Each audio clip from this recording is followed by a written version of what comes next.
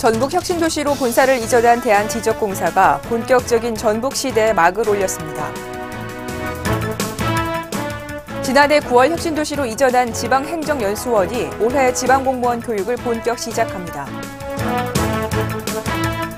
생산 물량 감소로 감원 가능성이 제기됐던 군산 공장에 대해 한국 GM 측이 감원 계획을 보류하기로 했습니다. 전주 팔복동 제1산업단지가 첨단업종 위주의 산단으로 탈바꿈됩니다. 치매 예방과 치료 방법 연구 등의 사업을 총괄하는 전북광역치매센터가 문을 열고 본격 운영에 들어갔습니다. 전라북도 등 비수도권 지방자치단체들이 최근 정부의 수도권 규제 완화에 대처하기 위한 공조를 강화하기로 했습니다. 이스타 항공기 국내외 이용 승객 급증으로 가파른 성장세를 보이고 있습니다.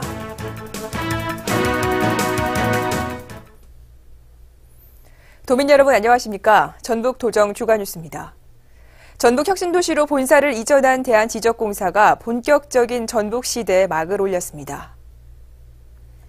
올해 전국 10개 혁신도시로 이전하는 75개 수도권 공공기관 중 첫 개청으로 대한지적공사는 앞으로 다양한 국토 공간 정보를 창조하고 국가 공간 정보 산업을 진흥시키는 글로벌 공간 정보의 메카로 도약하겠다고 밝혔습니다.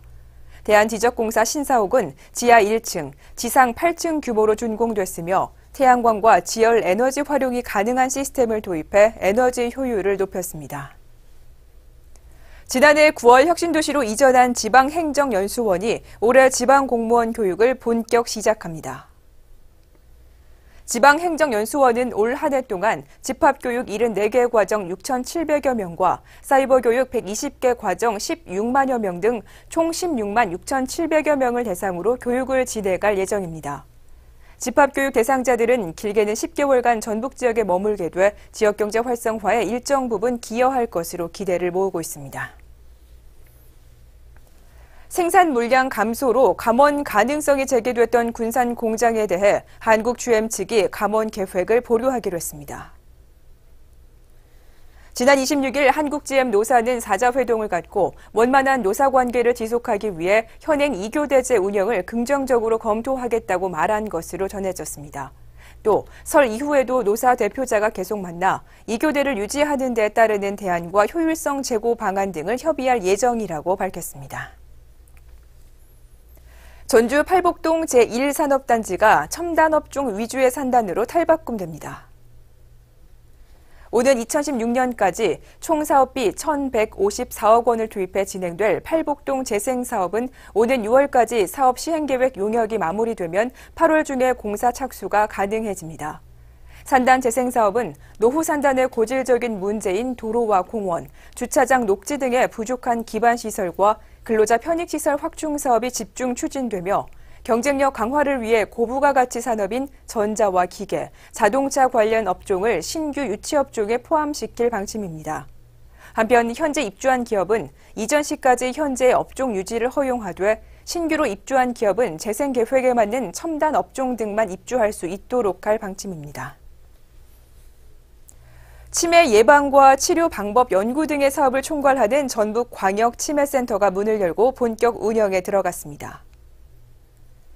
전북대병원 노인보건의료센터 지하 1층에 둥지를 튼 광역치매센터는 앞으로 치매 예방과 치료의 컨트롤타워 역할을 수행하게 됩니다.